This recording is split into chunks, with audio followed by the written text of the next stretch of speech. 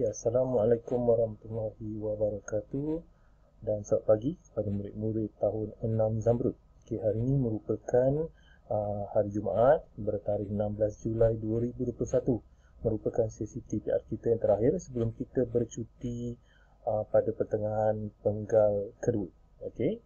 So apa yang cikgu nak, pertama sekali murid-murid telah pun bersedia dengan buku tulis sejarah tahun 6. So pada minggu lepas kita dah belajar pendidikan civic tu.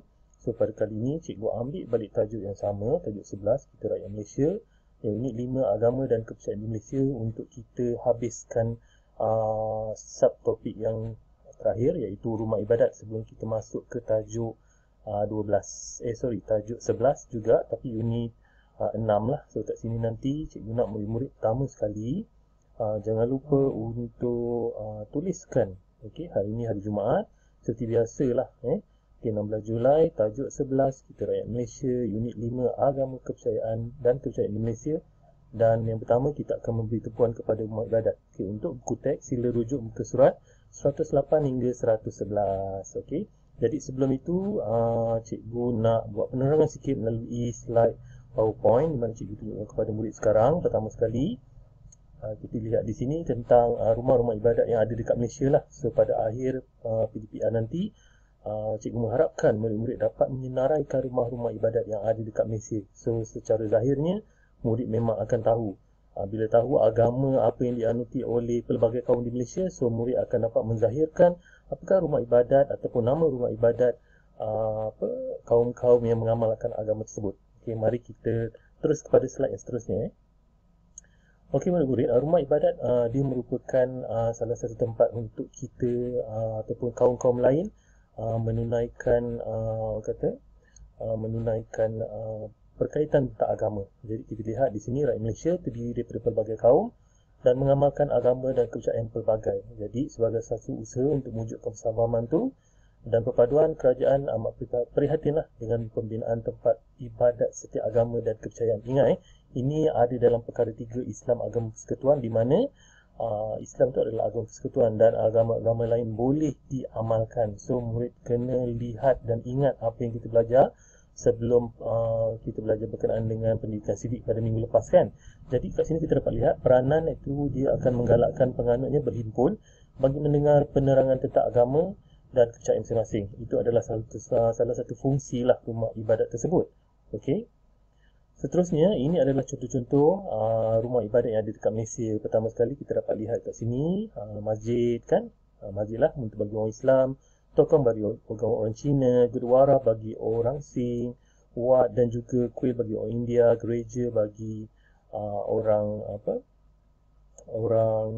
beragama Kristian. Kalau wat ni dia berkaitan dengan agama orang penganut yang ada di Thailand lah.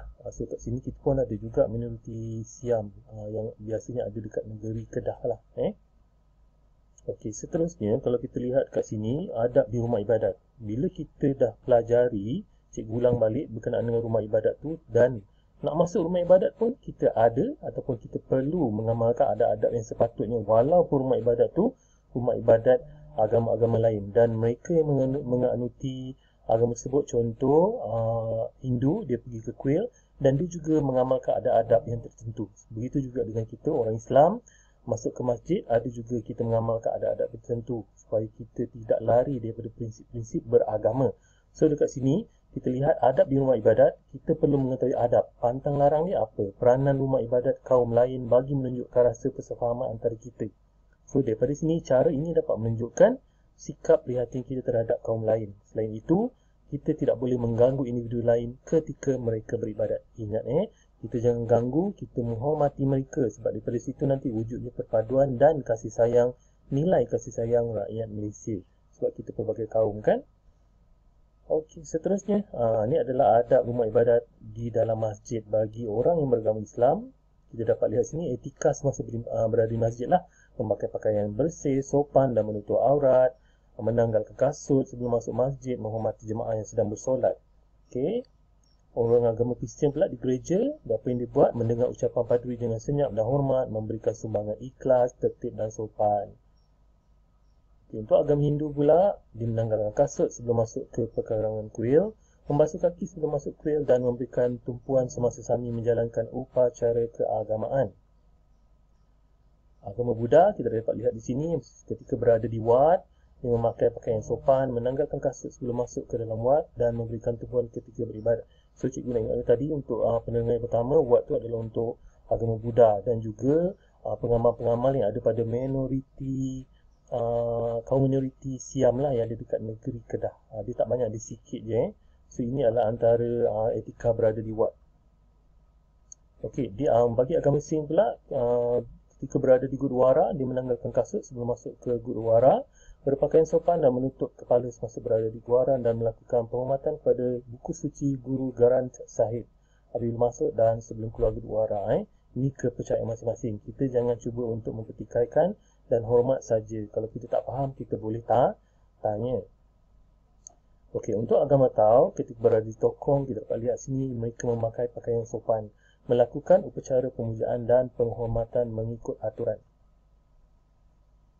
Jadi kat sini kita lihat kan, kadang-kadang agama yang kita tengok cikgu bentangkan tadi tu banyak benda yang sopan.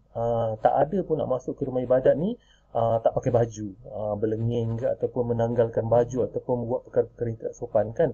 Jadi semua rumah ibadat menitik beratkan perkara-perkara yang sopan. Jadi dekat sini kita dapat lihat terdapat juga amalan yang tidak dilakukan di rumah-rumah ibadat khusus. Okey, amalan menyembah roh nenek moyang, upacara miring, upacara memuja semangat padi, dan kita perlu menghormati adab dan peraturan ketika upacara keagamaan dan kepercayaan diadakan bagi kaum-kaum lain ataupun sub-sub etnik yang ada di Sabah dan Sarawak. So kita dapat lihat di sini So dalam masa yang sama, cikgu harap murid-murid faham yang berkaitan dengan rumah ibadat ni, apakah nama-nama rumah ibadat tersebut. Jadi selepas ini nanti cikgu harap murid-murid dapat menjawab persoalan di dalam peta iting lah, berpandukan video penerangan cikgu dan juga di dalam buku teks muka surat 108 hingga 111. Untuk Cak Minda, cikgu tinggalkan sini persoalan untuk murid cuba analisis apa sebenarnya yang perlu dilakukan. Okey, dekat sini, mengapakah perbinaan rumah ibadat dan pelbagai agama dan kepercayaan di Malaysia dibenarkan. So dekat sini dia termaktub di dalam perkara 3 yang mana Islam agama persekutuan dan agama-agama lain tu boleh diamalkan oleh kaum-kaum lain mengikut kepercayaan. Okey. Okey, seterusnya menyatakan keperluan memahami adab ketika berada di rumah ibadat. Kenapa kita perlu memahami adab tersebut? Kenapa perlu diamalkan? So cikgu tinggalkan soalan ini sebagai murid fikir, bukan sebagai tulislah, tapi untuk berfikir bagaimana untuk menzahirkan perlunya adab-adab tersebut yang cikgu terangkan ataupun mungkin murid tahu untuk murid nyatakan keperluannya. Okey. So cikgu berhenti untuk membuat penerangan bagi slide ini. Kita terus pergi kepada latihan. Okey. So ingat murid-murid yang pertama sekali nanti tolong tulis ini di paparan muka buku tulis lah. Kemudian maklumat-maklumat ini murid akan transferkan mengikut apa yang cikgu buat rumah ibadat. So dekat sini cikgu nak yang pertama sekali murid kena senaraikan rumah ibadat di Malaysia. Contoh kat sini cikgu masukkan yang pertama sekali macam biasalah masjid kan. Murid tahu masjid. Okey, yang kedua tadi apa? Gereja. Okey, yang ketiga apa? Yang keempat apa? Yang kelima apa? Yang keenam apa? Tolong masukkan Jadi dah sudah buat ni nanti jangan lupa untuk tutupkan kurungan itu. Ni cikgu terus buatlah supaya murid dapat lihat kurungan tersebut merupakan peta iting. Okey, jangan lupa. Ini adalah contoh dia kan. So dia akan jadi macam ni lah nanti. Ni cikgu besarkan sikit lah. Okey, dia akan jadi macam ni. So jangan lupa lepas buat bulatan rumah ibadat di Malaysia yang kecil dalam ni dan senaraikan dia punya maklumat dan tutup balik bulatan tersebut. Okey, seterusnya adab ketika di rumah ibadat. Apa itu adab ketika rumah ibadat yang cikgu telah terangkan tadi? Dia ikut agama lah. Pertama sekali, ini peta pokok. Pertama sekali awak buat, lama dah ini pula kan. Pertama sekali agama. Okey, agama Islam. Kita buat peta pokok, kita garis dekat bawah apa yang perlu kita lakukan ketika berada di dalam masjid. So dekat sini sepatutnya cikgu letak masjid sekejap cikgu padam balik. Kita tak nak buat macam ni, cikgu tukarlah. Okey, cikgu letak kat sini masjid. Apa yang perlu? Kita perlu buat apa? Ada 3 senaraikan. Kemudian yang kedua, contoh what. Okey, apa dia? Awak kena senaraikan. Okey, yang ketiga, kita letak gereja. Okey, apa adab-adab ketika masuk dalam gereja. Yang ke seterusnya, cikgu buat 4, good wara. Garis jawapan dia ni supaya nanti awak tahu. Okey, senaraikan kat sini, senang je. Okey, yang kelima ni nanti ni awak tariklah kat bawah ni. Tarikkan dia. Tarikkan dia panjang ke bawah. Cikgu dia tak adalah cantik no kan. Okey, yang kelima apa dia? Okey, yang keenam apa dia? Macam ni lah lebih kurang kerja ni. Nanti dia dapat nampak, awak nampak lah macam mana nak buat kan. Ni peta pokok.